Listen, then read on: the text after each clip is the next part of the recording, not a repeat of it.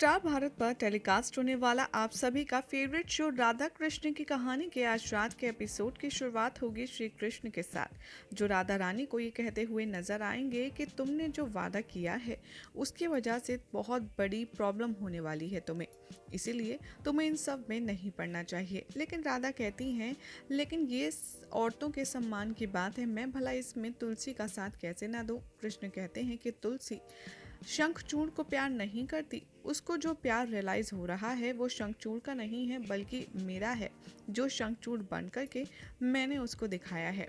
उधर दिखाया जाएगा कि शंखचूड़ के प्यार को एक बार फिर से याद करके तुलसी अपनी पूजा आराधना शुरू करती है और इसका नतीजा ये होता है कि शंखचूड़ की जो पावर है वो दोबारा से आने लगती हैं।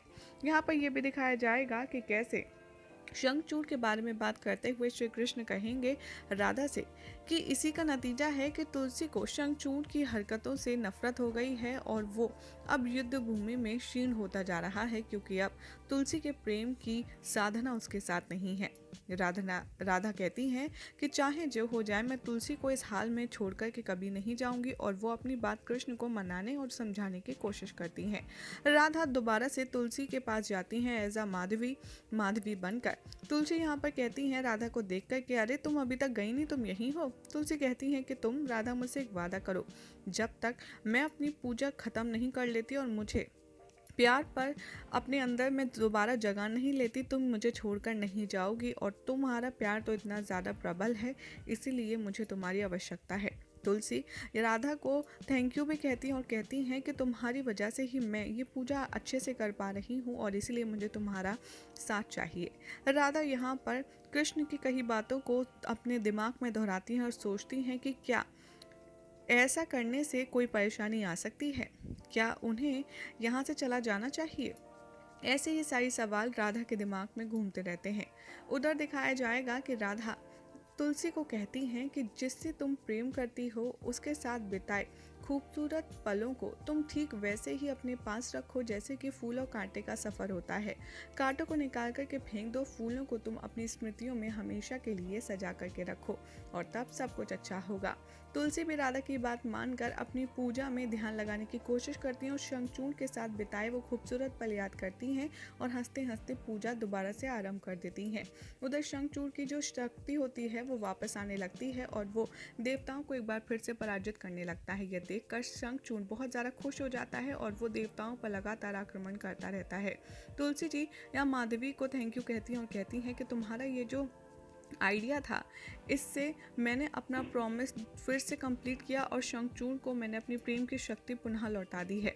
राधा यहाँ पर माधवी जब बनकर प्रॉमिस करती हैं तुलसी से कि हाँ, जब तक तुम्हारी पूजा पूरी नहीं हो जाती मैं तुम्हें छोड़ कर के कभी नहीं जाऊंगी। और वो अपने कक्ष में जाकर के अपनी पोटली दोबारा से खोल कर रखने लगती हैं। कृष्ण वहाँ आते हैं और कहते हैं ये पोटली खोलना तुम्हारे लिए इतना आसान नहीं होगा, क्योंकि ये तुम्हारे वचन के साथ और भी ज़्यादा मजबूत हो गई है। राधा कहती हैं, लेकिन तुम तो कह रहे थे कुछ बुरा होगा उसके साथ या मेरे साथ, लेकिन ऐसा तो कुछ भी नहीं हुआ, और इससे बुरा क्या होगा कि उनकी आंखों में अश्रु की धारा है।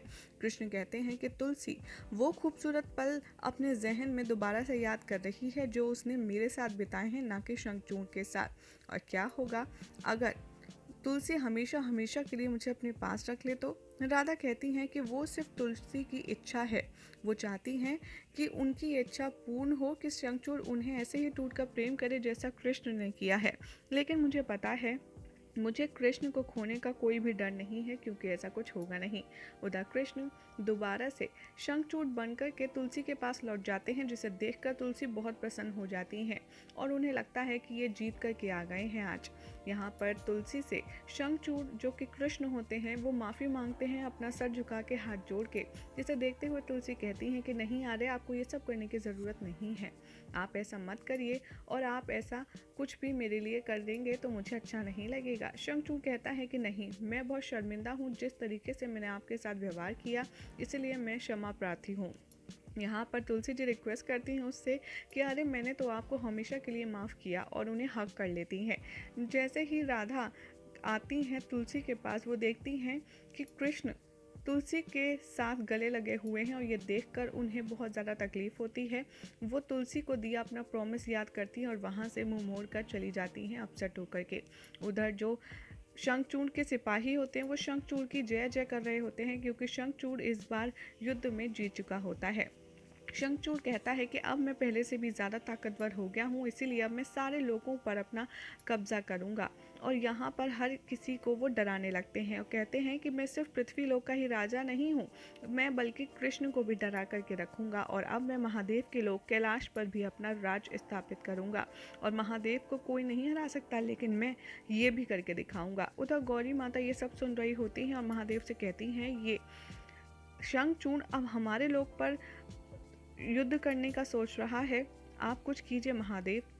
आखिर अगर ये ऐसा करेगा तो हम कहाँ जाएंगे। महादेव कहते हैं, मुझे चिंता करने की ज़रूरत नहीं है, जो मेरे आराध्य हैं वो नारायण, वो हम सबको संभाल लेंगे। गौरी कहती हैं कि मुझे नहीं पता कृष्ण इनको रोक पाएंगे या नहीं, लेकिन महादेव ये क्या आपके और कृष्ण के प्लान का ही कोई पार्ट है। गौरी ये सब देखकर बहुत ज़्यादा चिंता में पड़ जाती हैं और वो ये भी देखकर टेंस रहती हैं कि राधा कृष्ण के बीच में कैसे तुलसी उन पर अपना हक और प्रेम जताने आ गई है, जिससे राधा को तकलीफ हो रही है। तो दिखाया जाएगा कि कृष्ण राधा के पास आते हैं, उन्हें परेशान करते हैं। राधा चिढ़ जाती हैं और कहती हैं कि कृष्ण तुम यहाँ से जाओ। यहाँ पर कृष्ण कहते हैं कि मैं तुम्हें आदेश देता हूँ, शंखचूड़ हूँ मैं, और तुम मेरा कमरा अभी साफ करो, वरना तुम्हारा बहुत बुरा अंजाम होगा। तुमने जो मेरा कमरा इस तरीके से अस्त व्यस्त किया है उसका। राधा कहती हैं कि अच्छा, तुम तो अब बिल्कुल शंखचूड़ की तरह ही एक्टिंग कर रही हो और अब मैं तुम्हें सज़ा दूंगी। यहाँ पर कृष्ण कहते हैं कि मैंने तो तुमसे पहले ही कहा था कि तुम्हारा यहाँ रुकना उचित नहीं है और इसीलिए तुम्हें अब ये सब देखना पड़ा, इसीलिए तो मैं कह रहा था कि तुम यहाँ से चली जाओ। राधा कहती है कि हाँ, क्या तुम तुलसी के और भी ज़्यादा करीब जाओगे। तो कृष्ण कहते हैं कि एक सेकेंड, पहली बात तो जब मैं तुलसी के करीब होता हूँ तो वो मैं नहीं होता, वो शंखचूड़ होता है। यहाँ पर राधा कहती है कि हाँ, मैंने देखा है कि वो तुम नहीं थे और लेकिन शंखचूड़ होना चाहिए, लेकिन असल में तो तुम ही हो ना। और इसी बात पर इन दोनों की लड़ाई झगड़े शुरू हो जाते हैं। यहाँ पर श्री कृष्ण कहते हैं कि अरे राधा, तुम तो असुरों की भांति लड़ रही हो मुझसे। राधा कहती है कि तो तुम जाओ यहाँ से और तुम उसकी सारी इच्छाएं पूरी करो, और वो तकिया फेंकती हैं कृष्ण के ऊपर। उधर दिखाया जाएगा कि शंखचूड़ कैलाश की तरफ जाता है और वो कहता है कि अब मैं पूरा ब्रह्मांड अपने हाथ में कर लूँगा।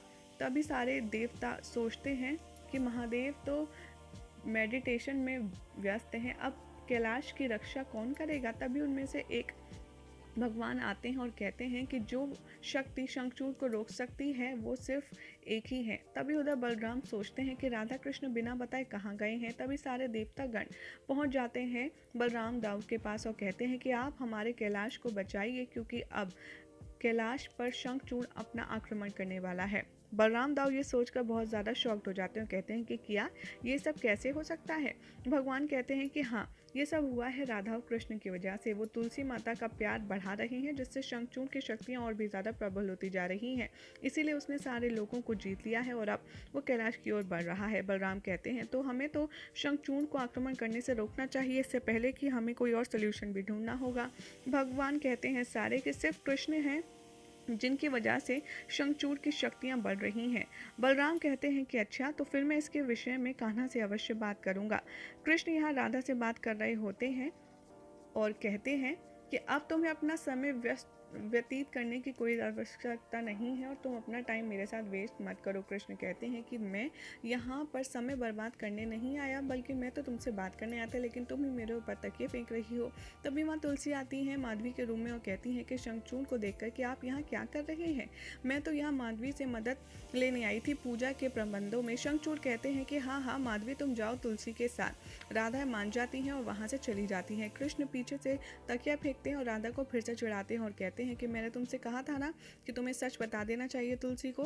तभी वो कहती हैं राधा कि तुम खुद से क्यों नहीं बता देते, जब टाइम आएगा तब खुद पता चल जाएगा कि वो यहाँ क्यों आई हैं, और तुम तुलसी का सारा जो वचन है, जो इच्छा है, वो पूरी करो।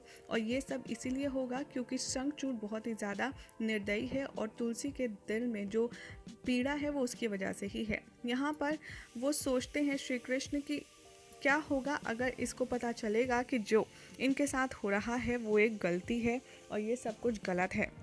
तभी वहाँ पर राधा कहती हैं कि चाहे जो हो, एक ना एक दिन तो आएगा जब हमें बताना होगा, और तब हम किसी के ऊपर कोई बात डाल नहीं सकते, हमें इस समस्या से खुद ही निकलना होगा। और यहाँ पर हो जाएगा आज रात के एपिसोड का एंड, और कल रात के एपिसोड में क्या होगा बताएंगे आपको हम अगली रिपोर्ट में।